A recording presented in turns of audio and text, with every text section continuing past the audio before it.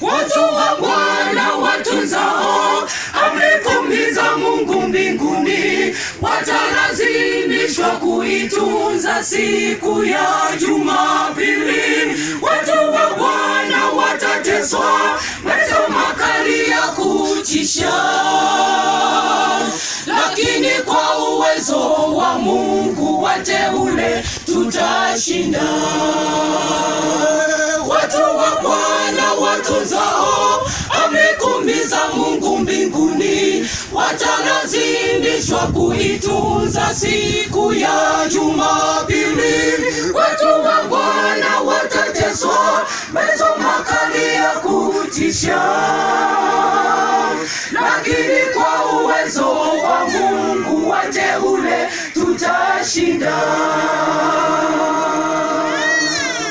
Taabu ya Yakobo ikupewe yetu, wateule wa Bwana lazima tupitie. Washikao amri kumi na kuwa na imani ya Yesu, mateso makali ndugu yako mbele yetu, mateso makali yako mbele yetu. Wapendwa wa Mungu, tujiweke tayari. Washikao amri kumi na kuwa na imani ya Yesu, mateso makali ndugu yako mbele yetu. Amri kumi za Mungu mbinguni watalazimishwa kuitunza siku ya Jumapili.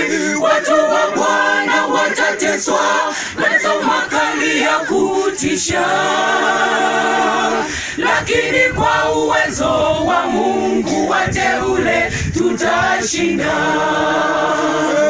Watu wa Bwana watunzao amri kumi za Mungu mbinguni watalazimishwa kuitunza siku ya Jumapili. Watu wa Bwana watateswa mateso makali ya kutisha,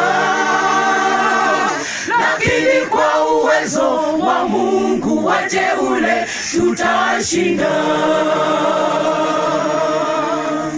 Amri ya Jumapili karibu itatangazwa, watu wote waitunze siku ya kwanza ya juma. Je, mpendwa, utasimama kutetea imani ya Yesu au utakubali kuitunza siku ya kwanza? Amri ya Jumapili karibu itatangazwa, watu wote waitunze siku ya kwanza ya juma. Je, mpendwa, utasimama kutetea imani ya Yesu au utakubali kuitunza siku ya kwanza?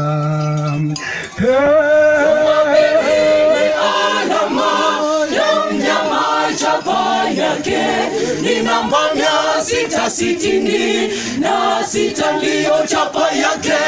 Muhuri wa Mungu ni Sabato yake takatifu.